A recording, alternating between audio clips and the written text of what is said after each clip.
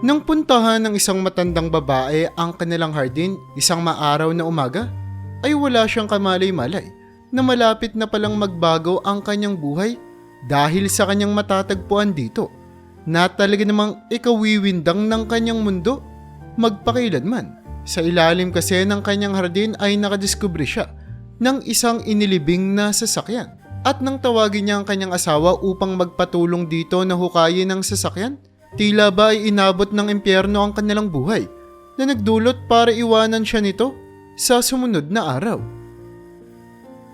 Si Emily, ang babaeng unang nakadiskubre ng sasakyan, ay naglalakad sa kanilang hardin isang araw at walang kamalay-malay sa mga susunod na mangyayari. Hawak-hawak niya ang isang maliit na pala. Ito ay ginagamit niya upang magtanim ng panibagong mga punla at sa gilid niya naman ay ang kanyang pandilig ng mga halaman. Bilang matanda na si Emily, ito ang bagay na pinaka-kinaaaliwan niyang gawin.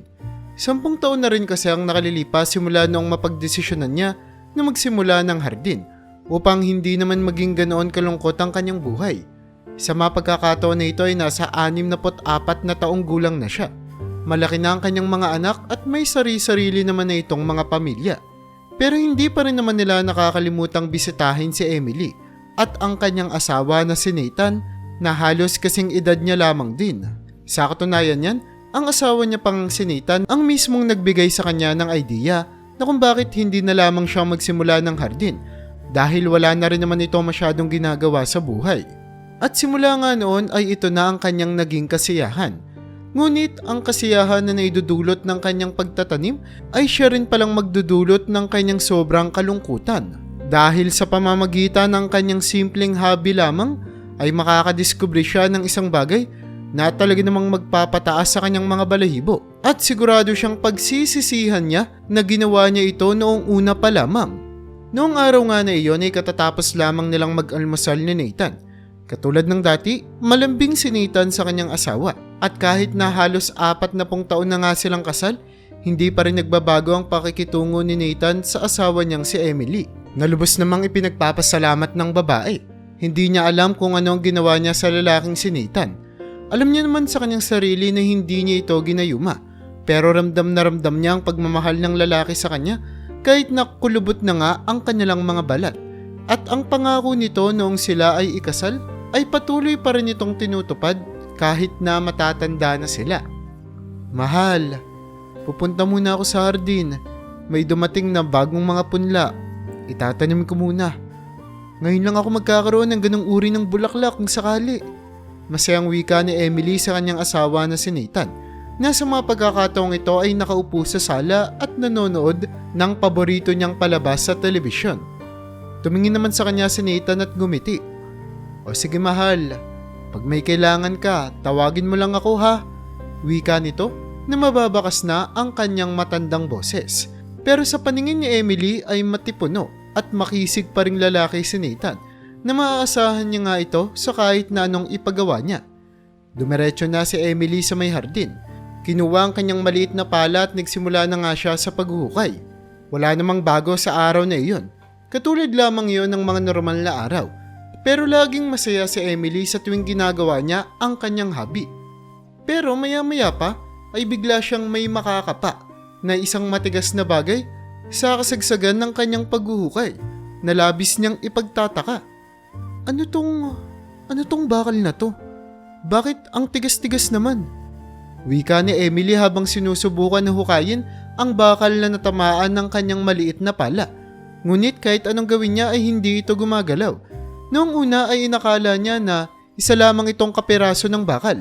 Ngunit nagkakamali siya dahil nang hukayin niya pa ito ng ilan pang mga pulgada ay napatunayan niya na isang malaking piraso ito ng bakal at hindi niya nga ito magagawa ng siya lamang. Kaya naman tinawag niya na ang kanyang asawa upang magpatulong. Nathan, halika nga dito, tignan mo nga itong nakita ko. Wika ni Emily habang nakakunot ang noo at nakatingin sa lupa. Maraming mga gumugulo sa isipan ni Emily. Bakit ngayon na lamang napansin ang bakal nito sa tagal niya ng panahon na nakatira dito, kasama si Nathan? Simula kasi nang ikasal sila, ay doon na siya nanirahan. At bago nga nila ito tirahan ay pinacheck muna nila sa mga eksperto ang kalagayan ng lupa at ng bahay na kanilang lilipatan, na kung saan ay naging positibo naman ang resulta ng bawat mga examination sa kanilang bahay. Kaya naman nagtataka siya kung bakit makakalusot ang ganito kalaking piraso ng bakal sa mausisa nilang mga mata. Maya-maya pa ay agad na dumating si Nathan. Nag-aalala kung bakit sumisigaw ang kanyang asawa sa kanilang hardin. Mahal, bakit? Anong problema? May problema ba? Pag-aalalang tanong ni Nathan na medyo hinihingal niya dahil na rin sa kanyang katandaan at sa pagmamadaling tumakbo. Tignan mo nga to. Kanino ka pa to hinuhukay? Ang laki-laki ng bakal. Paano magkakaroon ng ganito kalaking bakal dito sa hardin natin? Pagtatakang tanong ni Emily habang patuloy pa rin siya sa paghuhukay. Noong una, maging si Nathan ay nagtataka. Kaya naman maging siya ay kumuha na rin ng isang malaking pala upang ipagpatuloy ang kanilang paghuhukay. 2 oras ang makalipas, matapos ang walang kapagurang paghuhukay nila ay nakakita sila ng kapirasong headlight at bumper ng isang sasakyan. Doon nila napagtanto ng hinuhukay pala nilang malaking piraso ng metal ay isang sasakyan na inilibing dito ng kung sino. Nang makita nila na sasakyan pala ang kanilang hinuhukay, ay biglang nagbago ang ekspresyon sa mukha ni Nathan. Kinakabahan siya at biglang namumutla. Agad namang napansin ni Emily ang nararamdamang kaba ng kanyang asawa, kaya naman nag-aalala niya itong tinanong. Nathan, ano? Bakit bigla-bigla kang namumutla dyan? Okay ka lang ba? Wika ng matandang babae sa kanyang asawa habang hinahaplos ang likod nito. Papasok lang muna ako sa bahay. Inom ako ng tubig. Saad ng lalaki na tila ba nakakita ng multo at pagkatapos ay pumasok na siya sa bahay. Pinagwalang kibo lamang ni Emily ang reaksyon ng kanyang asawa. Ang pinakamalaking tanong kasi ay kung papaanong nakarating ang kotse nito sa ilalim ng kanilang hardin. Dahil talaga namang imposibleng magbaon ng kung sino man sa hardin nila ng isang malaking sasakyan ang hindi nila namamalayan. Maya-maya pa nang hindi lumabas si Nathan mula sa kanilang bahay at bumalik sa hardin, napagpasyahan na ni Emily na pumasok upang kausapin ang kanyang asawa. Mahal, anong gagawin natin? Tatawag na ba tayo ng pulis? Ngunit nang sabihin ito ni Emily, ay biglang tumayo si Nathan at kinakabahan na sumigaw. Wag! Wag kang tumawag ng pulis! Saad nito na para bang may tinatakasan. Naguluhan naman si Emily sa naging pagkilos ng kanyang asawa, kaya naman pinakalma niya ito at pinahinahon. Oo, hindi ako tatawag ng pulis. Pero sino pa bang makakatulong sa atin? Tanong ni Emily sa kanyang asawa na halata sa mukha ng babae na sinusubukan niyang maghanap ng paraan upang malutas ang misteryong ito. Ako nang bahala. Bukas gagawin ko ng paraan. Sa ngayon, hayaan mo na lang muna yung sasakyan. Kung pwede, takpan mo ng kahit na anong pwede mo matakip dun. Kumot, karton, kahit ano. Takpan mo muna. Baka kung ano pang isipin ng mga kapitbahay natin. Saad ng lalaki. At pagkatapos ay bumalik na siya sa sala upang ipagpatuloy ang kanyang panonood sa telebisyon. Ngunit sa pagkakataong ito ay halata ng may gumagambala sa kanyang kung ano pa man na hindi may paliwanag ng babae. Sinunod naman ni Emily ang sinabi ng kanyang asawa. Tinakpan niya ito ng ilang mga karton na nakuha niya mula sa kanilang garahe at natulog na sila noong gabi na iyon. Ngunit walang kamalay-malay si Emily na siya lang pala ang magiging mahimbing ang tulog dahil pagkagising niya kinaumagahan, wala na sa kanyang tabi ang kanyang asawa na si Nathan. Nagtataka siya kung saan ito napunta. Kaya naman agad siyang pumunta sa kusina, sa kanilang sala, sa banyo at sa kanilang hardin. Ngunit sa lahat ng sulok ng kanilang bahay ay hindi niya matagpuan ang kanyang asawa. Napaupo na lamang siya sa garahe, ang huling parte ng kanilang bahay kung saan niya hinanap ang kanyang asawa. Nanghihina na si Emily at kinakabahan sa kung ano na nga bang naging kalagayan ni Nathan. Bakit hindi man lang ito nagpaalam sa kanya? Dahil ito ang kauna-unahang pagkakataon na ginawa ito ng kanyang asawa. Nathan, nasan ka na ba? Pag-aalalang tanong ni Emily habang dinadial niya ang numero nito sa telepono. Ngunit nang mag-ring ang telepono ni Nathan, napag-alaman niya na iniwan pala ng kanyang asawa ang telepono niya sa kanilang bahay. Kaya naman wala na rin siyang magawa. Hindi niya alam kung paano niya kukontakin si Nathan at kung ano na ang susunod niyang gagawin. Kaya naman sa halip ay tinawagan niya na lang muna ang kanyang mga anak. na kung saan ay pinayuhan siya ng mga ito na wag munang gumawa ng kahit na anong aksyon at hintayin na lang muna nilang makontak ang kanilang tatay. Sinunod naman ito ni Emily, ngunit 3 araw nang nakalilipas ay hindi pa rin bumabalik si Nathan sa kanya. Tulirang tuliro na ang babae, hindi niya na alam ang kanyang gagawin. Bukod sa merong misteryosong sasakyan sa kanilang hardin, ay natatakot din siya sa kalagayan ng kanyang asawa. Kaya naman isa na lang ang naiisip niyang solusyon para maresolba na ang kanyang mga problema na ilang araw na nga siyang hindi pinapatulog. Pumunta na siya sa police station. Hindi niya pinasabi sa kanyang mga anak ang kanyang ginawa dahil sigurado naman siya na pipigilan siya ng mga ito. Binilinan kasi siya ng kanyang mga anak na huwag magsusumbong sa pulis hanggat hindi pa nila nakokontak at nahahanap ang kanilang tatay. Ibig sabihin, hanggang sa mga pagkakataon na pumunta sa police station si Emily ay patuloy pa ring pinaghahanap ng kanyang mga anak ang nawawala niyang asawa. Ngunit hindi niya na kayang tiisin pa ito. Nang makapunta siya sa police station ay agad niyang ikinuwento ang isang misteryosong sasakyan sa kanilang hardin at ang misteryosong paglaho din ng kanyang asawa. Kaya naman sinundan siya ng mga polis papunta sa kanilang bahay at dito ay pinakita nga ni Emily ang sasakyan na nakabaon sa lupa. Chief, may idea po ba kayo kung paanong napunta dito yung sasakyan na yan? At mahanap niyo po ba yung asawa ko? Nag-aalalang tanong ng babae habang nanginginig pa ang kanyang boses. Pero sinigurado naman siya ng mga polis na gagawin nila ang lahat para malutas ang misteryong bumabalot sa istoryang ito. Huwag po kayong mag-alala, misis. Pagbalik po namin sa istasyon, susubukan po naming hanapin yung plate number ng sasakyan na ito sa records namin. Malay nyo po, may malaman po kami. Pero sa ngayon, kailangan nyo po munang kumalma. Wala pong magagawa yung pagiging hysterical ninyo. Pwede pa po niyan maapektuhan yung kalusugan ninyo kaya kumalma po muna kayo. Kami na po muna yung gagawa ng paraan dito. Pagsisigurado ng pulis. Kaya naman nang makabalik sila sa police station, ay agad nilang hinalukay ang mga records nila sa computer tungkol sa plate number ng sasakyan na nakabaon sa hardin ng matanda. At doon ay halos kilabutan sila sa kanilang nalaman. Napag-alaman kasi nila na ang sasakyan na ito ay ang nawawalang sasakyan. 41 taon na ang nakalilipas. Hindi maaari, sigaw ng isang matandang officer sa loob ng police station. Ito ay si Officer Robert.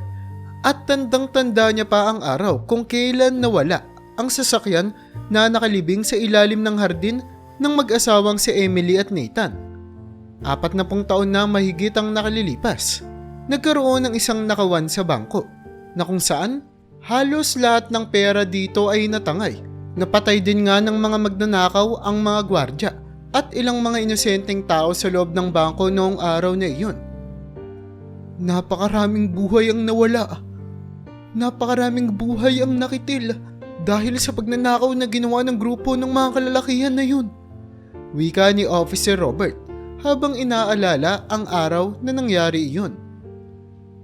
Ano pong ibig sabihin niyo, Chief? Saad ng ilan pang mas nakababatang pulis na siguradong hindi naabutan ang pangyayaring kinikwento ng kanilang senior. Bagong pulis lang ako noong mga panahon na yun. Rookie pa ako. At normal lang yung gabi nun. Patapos na sana kami sa duty namin at makakauwi na kami sa sari-sarili naming pamilya. Nang biglang magsitunugan yung mga telepono sa loob ng police station. Paninimula ni Robert sa kanyang kwento habang nakatingin sa malayo at napapalibutan naman siya ng ilang mga katrabaho niyang polis na curious at masinsinang nakikinig sa bawat mga salitang binibitawan ng matandang officer.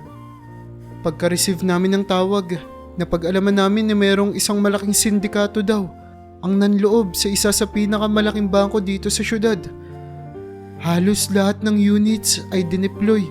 Kahit kami, kahit patapos na yung duty namin at pagod-pagod na yung mga katawang laman namin, pinapunta kami doon. Nang makarating kami doon, mas marami yung mga sindikato kaysa sa bilang ng mga pulis. Nahihirapan kaming makipagnegosasyon sa kanila. Napapaligiran nila yung buong gusali. Wala kaming mahanap na butas. Bukod doon, ang raming mga hostage ang hawak-hawak nila na para bang ilang buwan nilang pinagplanuhan to. Talaga namang noong mga panahon na yun, hindi namin inaasahan yung ganong kalaking pag-atake. Bukod pa doon, kulang na kulang din kami sa mga kagamitan. Hindi katulad ngayon na pwede tayong mag-request ng mga helicopter at chopper kung sakali mang magkaroon ng matinding emergency. Kaya siguro din sobrang lakas ng loob ng mga sindikato noong mapanahon namin. Ginawa namin ang lahat para mailigtas ang pinakamaraming posibleng buhay na maligtas namin. Sinubukan naming makapagnegosasyon sa mga sindikato na wag na nilang patayin yung mga inosenteng tao at kunin na lamang nila yung mga pera sa loob ng bangko. Pero tila ba sobrang halang ng kaluluwa nila? Tila ba nasa mundo pa sila pero sinusunog na yung kaluluwa nila sa impyerno? Kahit na anong gawin namin, bawat 10 minuto ay pinapatay nila yung mga inosenteng tao na nasa loob, na para bang gusto nilang ipakita sa amin kung gaano sila makapangyarihan, na walang magagawa yung mga salita namin para mapigilan sila. Habang kinikwento ito ni Officer Roberts, napapakunot noon naman ang mga pulis na nakikinig sa kanya. Ang iba ay nakayuko na tila ba'y hindi na nga kayang pakinggan ang kwento ng matanda. Pero nagpatuloy pa rin si Officer Roberts. Ang ipinagtataka pa namin, paano sila nakakapaglabas-pasok dun sa bangko nang hindi namin alam kung saan yung dinadaanan nila. Sinubukan naming harangan lahat ng kalsada. Pero maya-maya pa, nagulat na lang kami. Wala na sila sa loob. At tanging natira na lamang doon ay ang mga wala ng buhay ng mga inosenteng tao na kinitil nila. Biglang nagsalita ang isa sa mga pulis habang nagkikwento si Officer Roberts. Paano po sila nakatakas kung ganun? Pagtatakang wika ng isa sa pulis. Pagkapasok namin sa bangko, nakita namin na meron pala silang nahukay ng butas doon, kung saan doon sila naglalabas-pasok para hindi namin sila makita. Pagkapasok namin sa butas, nakakita kami ng isang mahabang tunnel at sa dulo ng tunnel na yon ay isang bakanting lote na doon pala naghihintay yung mga getaway vehicle nila. Sinubukan namin silang habulin pero masyado na silang nakalayo. Pero hindi pa rin kami sumuko. Nagpatrolya kami ng mga pulis na haharang sa bawat mga checkpoint na pwede nilang daanan. Hanggang sa may isa kaming sasakyan na naabutan. Mukhang nasiraan yata siya ng gulong dahil sa pagmamadali. Tandang-tanda ko pa. Isa kami sa mga sasakyan na umahabol sa kanya noon. Napakarami niyang nasagasaan ng mga inosenteng bata nung napadaan kami sa parke. Kaya sobra kami nagsisisi bakit hinabol pa namin siya. Dapat sana pinatakas na lamang namin siya. E di sana hindi na nadagdagan pa yung namatay ng mga inosenteng tao yung gabing yun. Kaya naman nung nakita namin na napakarami ng nasasagasaan ng mga inosenteng tao at bata, nagdesisyon ng lahat ng unit na tigilan na ang paghabol sa kanya. Iniisip namin na mahanap din naman namin siya pagsapit ng umaga. Mas okay na yun kaysa makapatay pa siya ng maraming mga inosenteng tao. Simula nun wala akong alam sa kung ano ang nangyari sa kotse. Pero kinaumagahan na balita sa buong bansa yung nangyaring insidente. Kaya naman agad na nagkaroon ng manhunt operation. Hindi lamang dito sa syudad, kundi sa buong bansa. At isang buwan nang makalipas, nahuli din ang lahat ng mga sospek. Sa awa ng Diyos, hanggang ngayon ay nananagot pa rin sila sa kulungan. Pero hindi ko malilimutan yung kotse na sinusundan namin yung gabing yun. Pagpapaliwanag ni Officer Roberts, habang bakas pa rin sa kanyang mata ang trauma na naranasan niya noong araw na iyon. Hindi naman mapigilan magtanong ng ibang mga pulis sa kanya. Ibig sabihin niyo po ba, officer, na yung kotse na nakalibing sa bahay ng matanda ay yung kaparehong kotse na hinahabol ninyo? Pagtatakang tanong nito. Oo, sigurado ako hindi ako nagkakamali. Yan na yan yun. Kaya pala kahit anong gawin naming paghahanap ay hindi na namin nahanap yung kotse. Yun pala yung nangyari. Saad nito habang nakatulala. Kaya naman agad nilang ipinagbigay alam ang impormasyon na kanilang nalaman sa nag-aalalang matanda na si Emily. At nang malaman nga ito ni Emily ay lalo lamang siyang ninervyos. Ngayon ay sobra at lubha na nga siyang nag-aalala para naman sa kanyang asawa. Oo, officer. Natatandaan ko yung istoryang yan. Naalala ko pa noong nabalita yan ay nasa bahay ako ng mga magulang ko. Pero sigurado ako na walang kinalaman dun yung asawa ko. Wika ni Emily habang ginigiit na inosente si Nathan. Ma'am, wala naman po kaming sinasabi na may kinalaman yung asawa niyo sa nangyari. Ang amin lang po, baka may kinalaman yung sasakyan kung bakit nawala yung asawa niyo ngayon. Hindi natin alam kung bakit pero siguradong may connection yun dito. At yun yung kailangan nating malaman. Pagpapaliwanag naman ng officer sa kanya. Kaya ma'am, ganito yung kailangan natin gawin. Kailangan nyong ipaalam sa mga anak ninyo yung impormasyong nalaman ninyo at kailangan nilang makipag-cooperate sa amin para mahanap yung asawa ninyo. Kung gusto nyo lang naman na malinis ang pangalan niya. Kasi ngayon, hindi natin masasabi. Baka nalalagay na pala siya sa peligro. Wika ng polis na kausap ni Emily. Kinagabihan, mag-isang naghahapunan si Emily habang wala pa rin siyang ka-idea kung nasaan na nga ba ang kanyang asawa. Ilang araw na siyang umiiyak habang iniisip at inaalala ito kung nasa maayos pa ba itong kalagayan o baka may nangyari ng masama dito. Kaya naman paulit-ulit niya itong tinatawagan hanggang sa bigla na lamang tumunog ang pinto ng bahay nila. Sinyalis na may pumasok dito. Lumakas ang tibok ng puso ni Emily. Wala naman siyang inaasahang tao na pupunta sa kanilang bahay. Kaya naman agad siyang nagtago sa gilid ng pader upang silipin kung sino nga ba ang taong pumasok doon. At laking tuwa niya nang makita na si Nathan pala ito. Pagod na pagod at para bang kagagaling lamang sa malayong pagtakbo. Nathan! Saan ka ba galing? Isang linggo na kitang hinahanap. Hindi kita makontak. Hindi ka rin mahanap ng mga anak mo. Ano bang ginawa mo? Saad ng matandang babae habang papalapit sa kanyang asawa. Niyakap naman siya ni Nathan at nanghingi ng kapatawaran dito. Pasensya ka na Emily. At nabalitaan ko rin na pumunta ka na pala sa police station. Sa ngayon magpahinga muna tayo at bukas na bukas din pupunta tayo sa istasyon. Isusuko ko yung sarili ko. Saad ni Nathan na lubhang nagpakaba kay Emily. Anong isusuko? Magpapakulong ka? Wala ka namang kasalanan, di ba? Nangyari yung krimen na yun matagal na panahon na. At kung may kanalaman ka man doon, siguradong mapapatawad ka naman nila, hindi ba? Nathan, hindi ka pwedeng makulong. Ano bang sinasabi mo? Hindi kita maintindihan. Pag-hysterical ng babaeng si Emily. Pero hinawakan lamang siya sa balikat ni Nathan. At nangako. Huwag kang mag-alala Emily, walang mangyayaring masama sa akin, okay? Magpahinga na muna tayo at bukas na bukas, samahan mo ako sa istasyon. Kinaumagaan nga ay agad na silang pumunta sa police station. Isinuko ni Nathan ang kanyang sarili at nangakong ipapaliwanag ang buong pangyayari. Habang si Emily naman ay kinakabahan sa kung ano ang mangyayari sa kanyang asawa na si Nathan.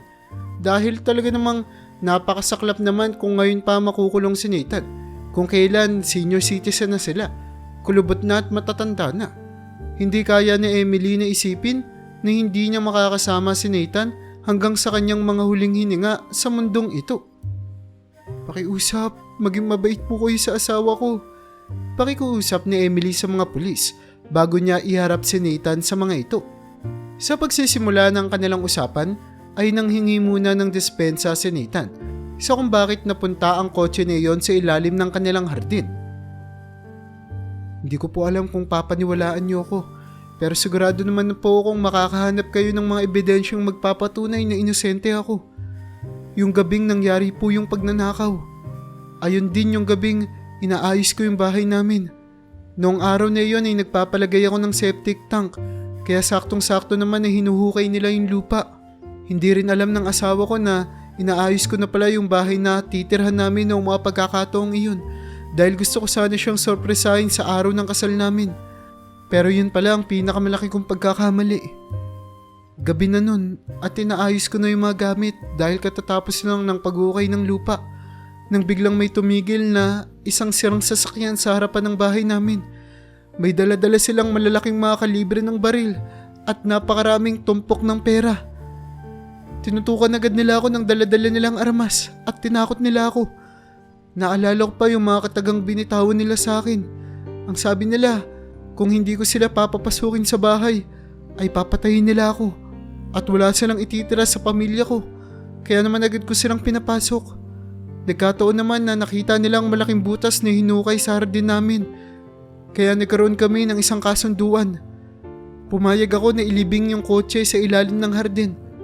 Biglang napahinto sa pagsasalita ang matandang si Nathan. Napatingin siya sa mata ng mga pulis. Pero hindi ko naman gusto.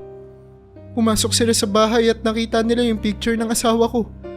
Noong mga pagkakataon na yun ay nagdadalang tao na si Emily sa panganay naming anak. Inalam nila kung saan nakatira si Emily. yung telepono nito, at kung sino yung mga magulang ko at magulang niya.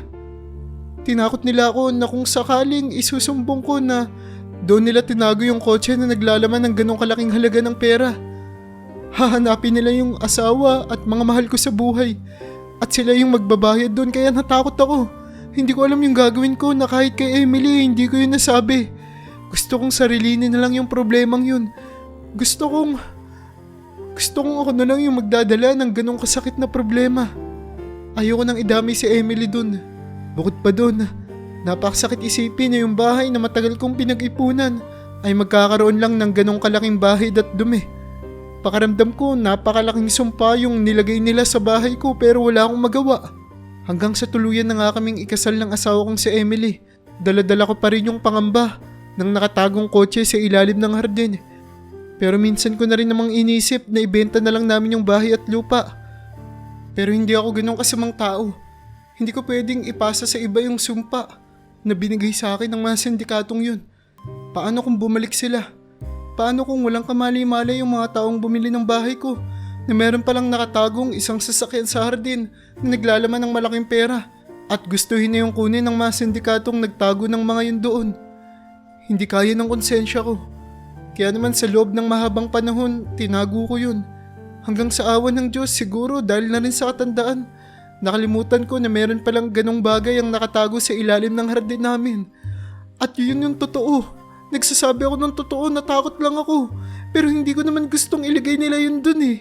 Hindi ko naman gustong ilibing nila yung kotse dun sa ilalim ng hardin. Maniwala kayo sa akin, pakiusap. Pagmamakaawa ng lalaki. Habang hinahaplos naman ni Emily ang kanyang likod, pinapatahan nito sa pag-iyak. Sir, naniniwala po kami sa inyo. Pero ang tanong po namin, bakit po bigla kayong nawala nung nalaman nyo na nandun pa rin yung kotse? Hindi po ba nakapagtataka yun? Ano po bang paliwanag nyo dun? May hinahon na tanong ng isa sa mga batang officer. Napatahimik naman si Nathan. Napatingin siya sa kanyang asawa. Naalala ko kasi yung pananakot na sinabi nila tungkol sa kung ano ang gagawin nila sa mga mahal sa buhay ko kapag nagsumbong ako sa mga pulis o nalaman ng kahit na sino yung tungkol sa sasakyan. Kaya naman, umalis ako sa amin. Sinubukan ko na hanapin yung mga tao na yun. Nag-imbestiga ako ng sarili ko lang. Hinanap ko yung mga tao na yun. Gusto ko sanang ialay na lang yung sarili ko para hindi na masaktan yung asawa ko. Para hindi na rin madama yung mga anak ko na nagsisimula palang bumuo ng sarili nilang pamilya. Pero nito lang nakarang araw, napag-alaman ko na wala palang napupuntahan yung ginagawa kong pag-iimbestiga. Hindi ko alam na nakakulong na pala sila. Kaya naman yung nalaman kong nakakulong na sila, agad akong bumalik sa asawa kong si Emily. At pumunta na nga kami dito para magpaliwanag ng kung ano ang totoong nangyari. Pagtatapos ni Nathan sa kanyang mahaba-habang paliwanag, hindi naman nagduda ang mga pulis sa kanya dahil nagmamatch naman ang mga kwento niya sa kung ano ang nangyari noong gabi ng krimen. Maya-maya pa ay lumapit ang officer na si Robert sa kanya. Hinawakan ng balikat ng lalaki at nagsalita. Huwag kang mag-alala. Ligtas ka na at ligtas na ang pamilya mo. Kumuha kami ng ilang mga fingerprint doon sa kotse sa ilalim ng hardin ninyo. At walang nagmamatch doon ni isa sa mga fingerprint mo. Ibig sabihin, totoo ang sinasabi mo. Huwag kang mag-alala, hindi ka makukulong at lalong-lalong hindi ka mapaparusahan. Inosente ka. Maraming salamat sa katapangan na pinakita mo ngayon. Kahit sinong mapagmahal na asawa at tatay, gagawin yun. Saad ng pulis sa kanya at niyakap ang lalaki. Simula ng pagkakahukay ng sasakyan na iyon sa ilalim ng kanilang hardin, tila ba nabunutan ng tinik si Nathan. Naging masaya naman si Emily para sa kanya. Dahil ngayon, wala nang poproblemahin si Nathan at wala na itong itatagong bagay sa kanya. Alam niya kung gaano siya gustong protektahan ni Nathan. Kaya naman lubos ang pagpapasalamat niya sa kanyang asawa. At hinding-hindi siya nagsisisi na ito ang kanyang pinakasalan. Alam ko naman, Nathan, noong una pa lang na inosente ka. Masayang-masaya ako. Masayang-masaya ako ngayong kasama na kita. Saad ng babae, bago halikan at yakapin ng matindi ang kanyang pinakamamahal na asawa na pinangako niyang makakasama sa hirap at ginhawa. Kaya naman kung nagustuhan mo ang istorya natin ngayon ay huwag mo namang kalimutang mag-like Pindutin mo na rin ang subscribe button para makagawa pa tayo ng ganito kagagandang mga istorya sa susunod pang mga araw.